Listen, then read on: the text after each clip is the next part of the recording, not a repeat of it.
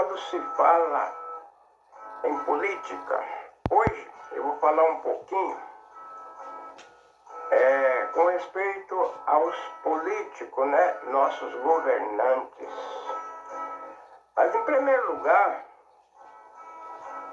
vou deixar uma pergunta no ar.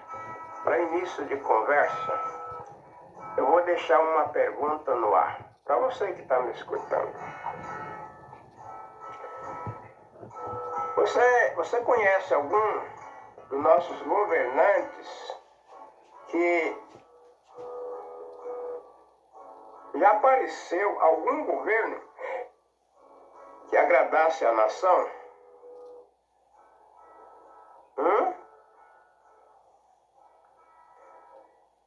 Você conhece algum governo que governou, seja aqui no Brasil, ou seja lá em qualquer outro país? Você conhece algum governo que agradou a nação? Eu nunca vi um governo que agradasse a nação. Não. Quando se fala no nosso país, aqui, o Brasil só era Brasil se viesse a independência. E nós temos aqui o herói da independência do Brasil. Você sabe o nome dele? Não? Tiradentes, né? O herói da independência. Mas se tornou herói depois de morto, né? Mas com a independência o Brasil melhora. Vê a independência e a coisa continua do mesmo jeito.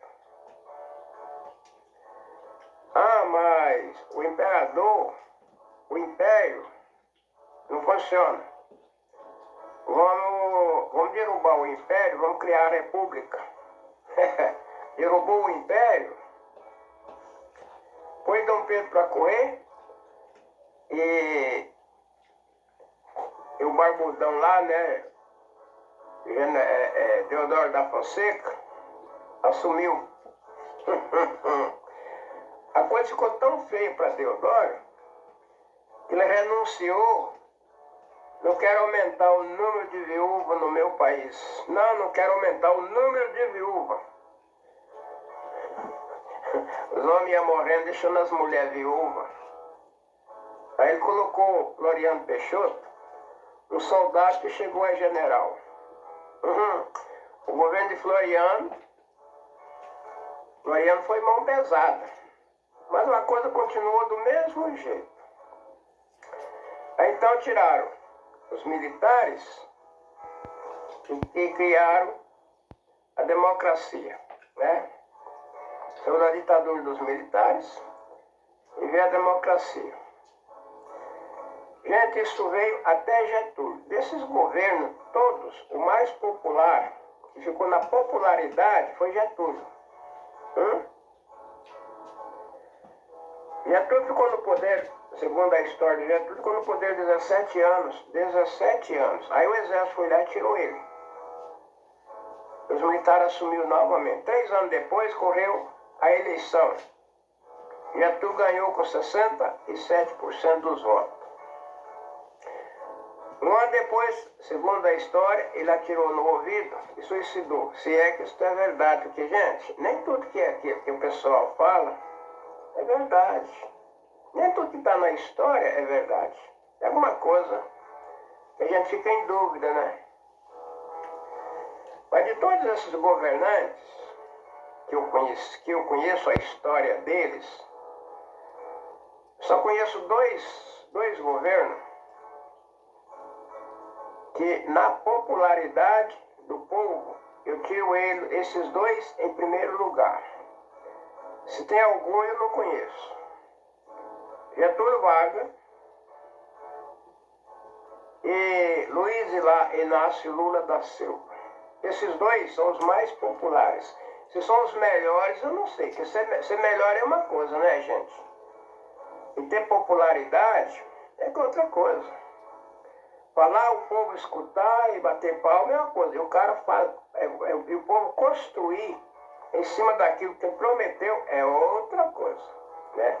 Mas na popularidade do povo, Getúlio Vargas, até hoje, em primeiro lugar. E Depois dele, Luiz Inácio Lula da Silva. Esses dois governos foram os mais populares. É aquele cara que dá um tapinha nas costas do Pinguço, e o Pinguço, não, vou votar em fulano porque ele me saudou, vou votar em fulano porque ele deu um tapinha nas minhas costas. Fora disso aí, o cara não faz mais nada. Mas, pelo menos Getúlio, alguma coisa Getúlio fez. Para começar, naquele tempo o povo não precisava do governo, é diferente de hoje. Hoje o povo precisa do governo, né? Se o governo não fizer, o povo morre de fome, o povo passa fome. No tempo de Getúlio não, a natureza é quem cuidava do povo, né? Bastava deixar o povo pescar, caçar e pescar, e comer o fruto do mar, pelo menos aqui no Brasil, ou que seja no mundo inteiro, estava bom, né? Agora, Getúlio alguma coisa ele fez. Principalmente, quem liberou o cristianismo, a religião evangélica aqui no Brasil foi Getúlio. Até ali não se falava em crente. Crente apanhava, o crente era queimado, o crente era expulso, né? Mas Getúlio Vargas foi que abriu a liberdade dos crentes, cada um ter a sua religião. Até ali era só a igreja católica. Entrava um governo, chegava um governo no Brasil, o Papa já mandava uma carta, ó, não deixa protestante aglomerar no seu país, no Brasil. Tá bom. Aí assim chegou Getúlio. Segundo a história de Getúlio, o Papa já mandou uma carta pedindo aí que não deixasse os crentes evoluir no Brasil. Ele, tá bom, eu vou examinar o que está acontecendo isso aí. Aí ele mandou fazer uma pesquisa, principalmente nas prisões. Por que você está preso? É, porque eu matei um. Por que você está preso? É porque eu roubei. Por que você está preso? Porque eu... Entendeu, gente? Qual é a sua religião? Católica. Aí chegava lá, esses crentes aí, vocês é crente, sabe? O que vocês ensinam o povo? Ah, nós ensinamos o povo que não pode roubar, não pode matar, não pode tomar a mulher do próximo, entendeu? Aí ele chegou, escreveu pro Papa, pessoal, é o seguinte, ó, eu procurei aqui, esse povo aí que diz que são crentes, que lê a Bíblia aí, esse povo ajuda o governo. Eles ensinam o povo que não pode matar, não pode roubar, não pode, entendeu, gente? Ensina o povo que tem que dar comida a quem tem fome, dar de beber a quem tem sede. São coisas boas que eles ensinam. Para começar, eu não encontrei nenhum desses na cadeia. Todos que eu encontrei na cadeia são da sua igreja. Matou, roubou, estuprou, entendeu? E estão presos porque fez mal. O que eles ensinam o povo? Nada. Porque, gente, o catolicismo não pode ensinar nada para ninguém. O que uma pessoa na igreja católica aprende? Nada.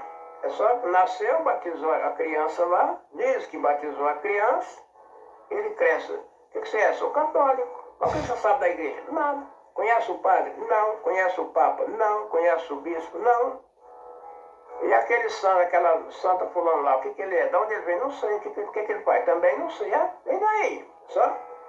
Diferente dos evangélicos. Ensina as pessoas que não pode matar, que não pode roubar, que não pode encher a cara de pingo, ficar bagunçando, não pode brigar com a família, tem que educar os filhos. Você quer coisa melhor do que isso? Então ele escreveu, ó, eu não achei. Eu não achei lugar, causa, para proibir esse povo. Inclusive, esse povo ajuda o governo. Ajuda. A partir de agora, cada um tem a sua religião. Essa foi entendeu? Uma das ações de Getúlio. Foi muito boa. E os crentes, a partir dali, quem perseguisse o crente, ia para a cadeia. Entendeu, gente? Porque até ali os crentes apanhavam. Coitado, quem era crente. Falar de Jesus aqui, apanhava. Essa foi uma das ações de Getúlio. Outra coisa, liberar o desenvolvimento, entendeu, gente? Cada um precisa trabalhar, precisa, chega na beira do rio lá e faz uma rocinha lá para o seu sustento. Então a pessoa chegava lá, fazia uma roça, aquela água ali pertencia a ele. É o equivalente a 40 alqueires de terra. Cada vazante de água equivale a 40 alqueires de terra. Entendeu, gente? Então a pessoa chegava na beira do rio, fazia uma roçava lá, queimava, plantava lá 20 litros de milho, 10 litros de feijão, criava porco, criava galinha para a despesa dele, cara. A pessoa fazia, né? Depois ele veio oficializando aquilo ali. Cada um tinha sua rocinha, que o pedaço de terra era dele. Só que mais tarde veio os fazendeiros, né? Atacava o pessoal, tomava a terra deles e apossava dela. E hoje tem essas terras aí que não tem documentação, onde eles vão entrando e vai tomando posse dela e dividindo com quem precisa trabalhar, que é o INCRA de hoje, né? A reforma agrária, que foi assinada pelo ex-presidente Jânio Quadros, saudoso Jânio Quadros, né? Mas, depois de Getúlio, aí veio vindo, o país continua na mesma situação. Em parte Getúlio foi bom, mas em parte Getúlio foi mal. 3 anos depois, que o exército tirou ele do poder, os militares tomou. Ficou lá 3 anos até sair a nova eleição, né? E Getúlio ganhou com 67% dos votos. Mas continuou a pressão. Em volta dele, segundo a história, ele suicidou. O melhor presidente daquela época se suicidou. É brincadeira isso aí. E depois de Getúlio veio vindo, gente, veio vindo, né? Aí entrou Juscelino num papo danado. Se eu ganhar, eu construo Brasília. Juscelino ganhou, construiu Brasília. E ao mesmo tempo ele industrializou São Paulo. Fez uma dívida muito grande. Mas é o mundo que nós vivemos. Fez uma dívida grande. É muita coisa boa fez também, né? Brasília estava no projeto e um governo que tivesse para fazer Brasília, para construir, tirar a capital do Rio de Janeiro naquela época, que na beira do rio ali estava muito vulnerável. Então, vou colocar lá no centrão. E Juscelino deixou uma dívida grande para o Brasil pagar. Mas depois de Juscelino veio vindo, né? E o Brasil veio na mesma situação. Agora, quando chegou em um governo que se eu for eleito, eu vou tirar a terra dos ricos e dar para os pobres trabalhar. E o pessoal votaram no homem e o homem ganhou estourado. Mas, gente, fazer promessa é uma coisa, cumprir promessa é outra coisa. Quando ele foi cumprir a promessa de tomar a terra dos ricos e dar para os pobres, como? Ele tomar a terra do prefeito e dar para o pobre trabalhar? Ia tomar a terra do vereador, ia tomar a terra do governador, ia tomar a terra do general, tomar a terra do capitão, tomar a terra do... Entendeu, gente? Do juiz e dividir. Oxente, era esse que eram os proprietários de terra. Quando ele assinou o cartãozinho para dividir as terras com eles, confundiram ele com o presidente de Cuba, né, Fidel Castro. Confundiram ele com Fidel Castro. E puseram o homem para correr. Não conseguiram segurar. Puseram ele para correr. Aí o vice-presidente, João Goulart, né, ficou no lugar. Mas a pressão foi tão grande que aí tiveram que tirar ele e puseram lá um molequinho para dominar o Brasil. O nome do molequinho era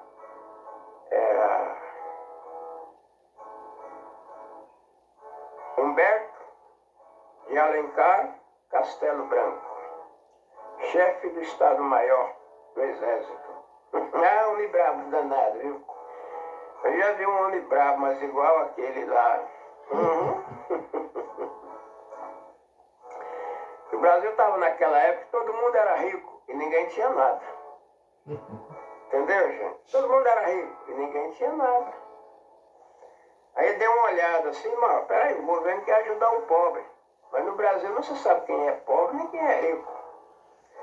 Para mim ajudar o pobre, eu vou ter que dividir. No meu governo, eu vou dividir o pobre do rico. Vai saber quem é pobre e quem é rico. O pobre, você vai ver o pobre comendo feijão com farinha e o rico comendo carne. Aí foi uma chicotada que ele deu nele mesmo. É como ele apanhou. E o povo levantou tudo contra ele. Mas tudo bem. Mas ele não fez que nem o Jânio Quadro. O Jânio já chegou, já não. Vou tirar a terra do rico e mandar para o pobre. Não, o governo, o Castelão já fez diferente. Ele já foi, mexeu no exército. Agora nós vamos fazer uma mudança na polícia. A polícia agora, o soldado agora tem que ter pelo menos quarta série do primeiro grau para poder ser soldado. Então, naquele tempo os coronéis eram tudo analfabetos, os generais analfabetos, entendeu, gente? Acho que até os juízes eram tudo analfabetos. Mas agora precisa de quarta série do primeiro grau. Então, já foi tirando os analfabetos e colocando aquele que sabia pelo menos assinar o nome. Aí entrou e foi tirando, trocando o exército. Você é fazendeiro? Sou? Não. Fazendeiro não pode ser soldado, vai cuidar da sua fazenda. Entendeu? Você é empresário? Sou. Empresário não pode ser soldado, vai cuidar da sua empresa. E foi recrutando soldados, pessoas que precisavam, que viviam de salário, né, de ordenado. Melhorou as condições do soldado, e tanto em conhecimento escolar, como também em situação financeira. Depois que ele trocou todo o exército, aí ele começou a trabalhar. Aí começou a trabalhar. Todo mundo devia para o banco e não podia pagar. Então ele colocou um decreto: quem tiver dívida para receber, e o devedor não pode pagar, traz a dívida que eu pago. Aí o cara levava a dívida e eu não podia pagar para o banco, o governo ia lá e pagava a minha dívida. Quando chega lá, não, sua dívida está paga, o governo pagou para você. Ah, pagou. Mas eu tinha lá centenas de milhares de cabeças de boi no pasto, aí ele mandava buscar os boi. Aí ele mandava um recado pro governo: ó, fala pro governo, se eu quiser boi, ele vai criar. Aqui não tem boi para o governo levar de graça, não. Ah, não, vocês vão lá, embarcam os boi e traz o valentão aqui para falar comigo. Chegava lá, prendia o cara, levava os boi, prendia o cara, quando chegava lá: escuta aqui, rapaz, o boi que eu mandei buscar lá não é seu, não. Os boi que eu mandei buscar lá é meu. Eu paguei a sua dívida, entendeu? Eu comprei esses boi. Paguei a sua dívida no banco, esses boi eram do banco. Eu comprei eles no banco, paguei sua dívida, e daí como é que ficou? E assim ele foi arrumando, né, o Brasil. Brabo, né? Brabo, que são porco do mato. Quando terminou o mandato dele, aí ele fez do Brasil uma ditadura. O que é ditadura? Ditadura é quando o governo, quando finda o tempo dele, é ele que escolhe quem vai ficar no lugar dele. Não tem eleição, né? Quando se fala em ditadura é porque não tem eleição. O governo venceu o tempo, o prefeito escolhe outro para dar continuidade na prefeitura, o governo escolhe outro para dar continuidade no estado, e o presidente escolhe outro para dar continuidade. E assim foi o Brasil. Durante 20 anos não teve eleição. Quando teve a primeira eleição, aí o Brasil estava numa boa fase, né? Se falava Nova República. Agora vamos criar a Nova República. Tancredo Neves ganhou, correu a primeira eleição depois de 20 anos. Tancredo Neves ganhou com uma boa margem de votos, tendo José Sarney como vice. Só que Tancredo, coitado, teve um problema com ele, mais ou menos que nem, quase que nem o nosso atual vice-presidente. Ele tomou um tiro, fazendo as campanhas dele, tomou um tiro com aquela bala, conhecida como bala Dundum, né? Uma bala que ela entra no corpo da pessoa e lá dentro ela explode e contamina. É muito difícil a pessoa que toma que é alvejada com esse tipo de arma, de bala, sobreviver. Por causa de Tancredo Neves. Sofreu, morreu. Não pôde assumir. Aí o vice, José Sarney, assumiu. Mas José Sarney, coitado, ele sofreu muito para tirar o governo dele. Esse dia mesmo eu vi um camarada aí fazendo um comentário sobre o governo Sarney, mas não é nada aquilo que a pessoa diz. As coisas acontecem de uma maneira e as pessoas colocam de outra maneira, gente. Eu não esperava o José Sarney tirar os tempos dele. Não esperava, não. E inclusive ele tirou, fez um bom governo.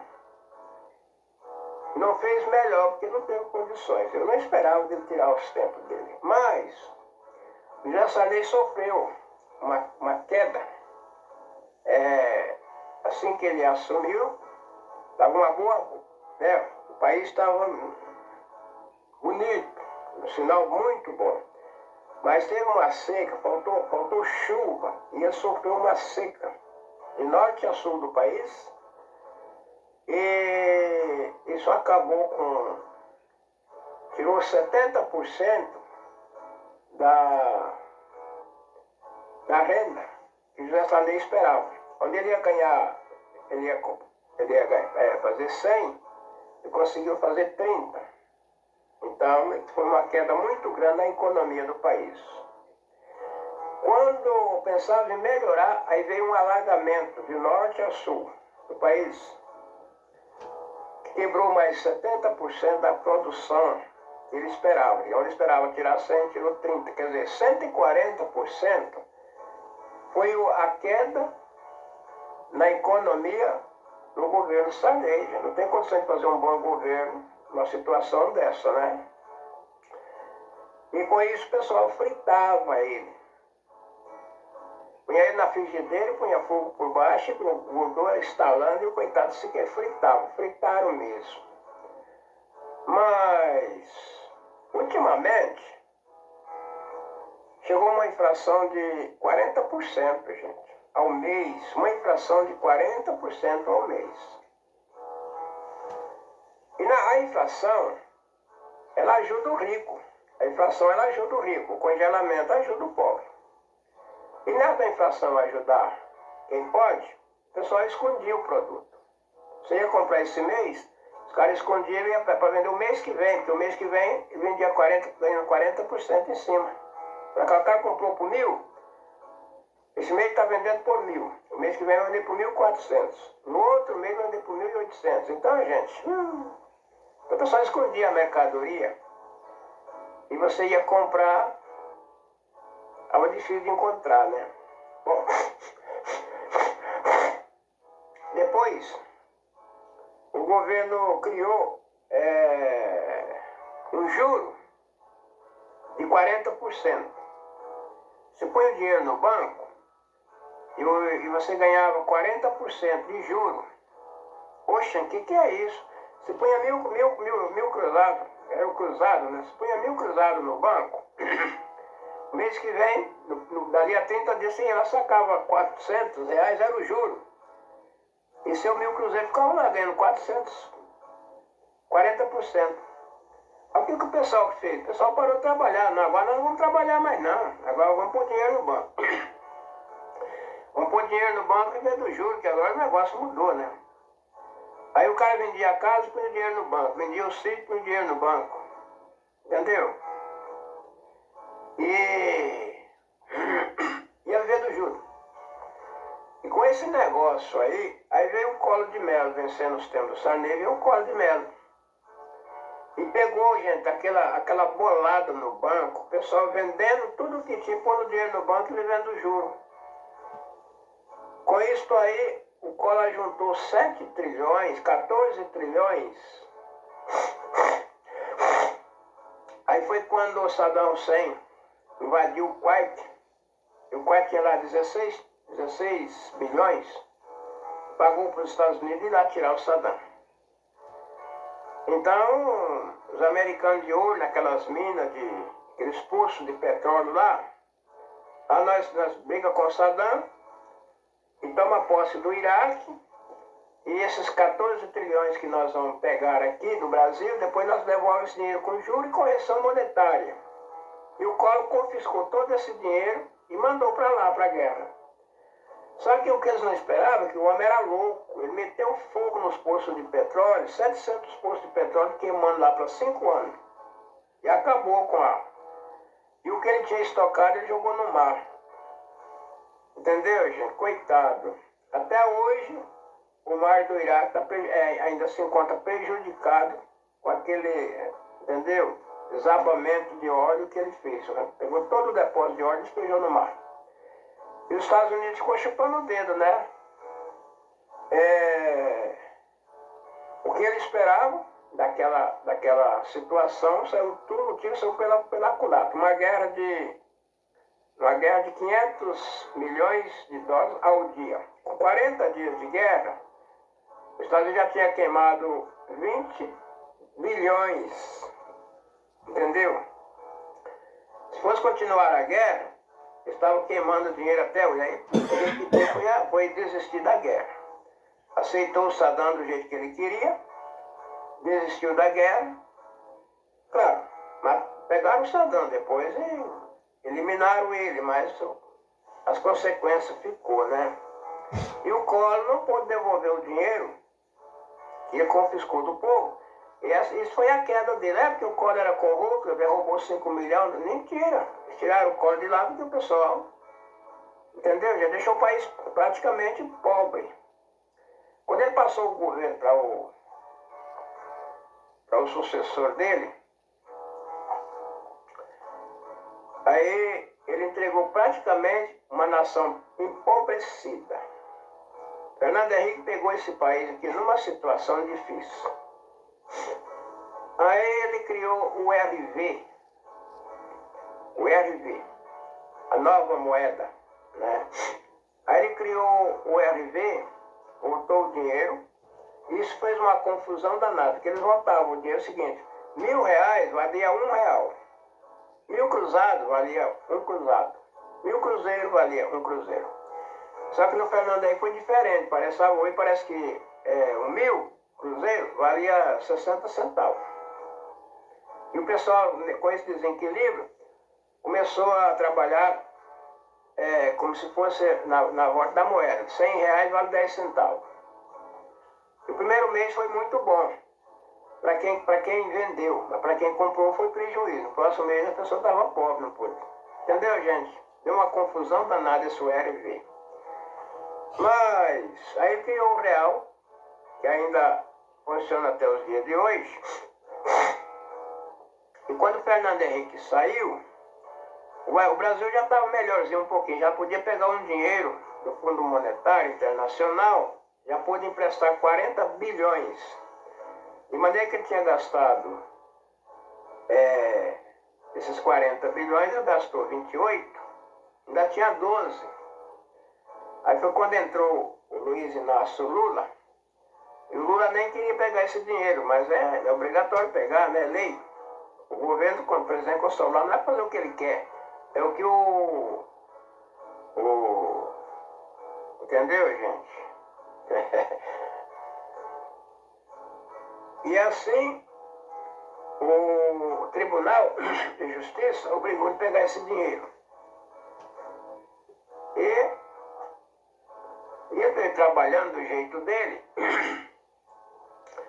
de maneira que ele desarmou o povo.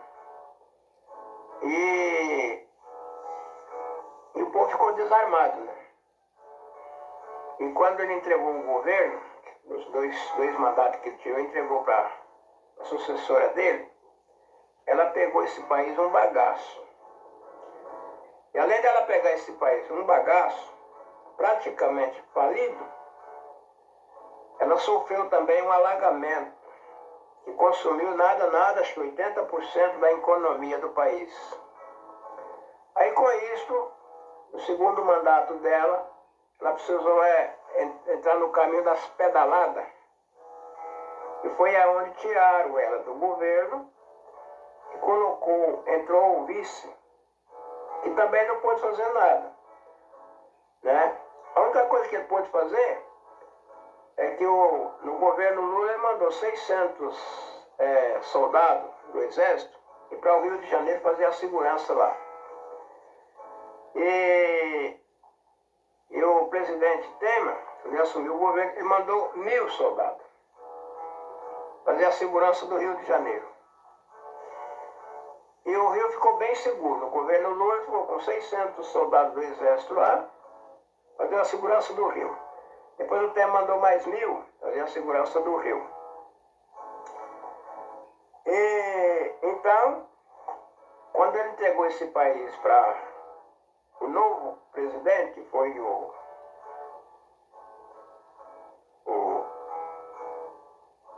atual vice de hoje, ele já entrou batendo de frente com o Congresso, batendo de frente com a Câmara dos Deputados. Aqui não tem negócio de tomar lá da cá, não. Você vai ter que trabalhar. E não tem esse negócio de pagar você para assinar meus projetos. O que ele fazia? Ele assinava os projetos, mandava para a Câmara e os deputados não assinou, não votavam. E não pôde trabalhar, né? Não podia trabalhar. Mandava 5, 6 projetos, vai ter um tempo para ficar com ele. Do contrário, se não assinou, não votou, o projeto caduca. Os projetos ficavam caducando e ele não podia fazer nada.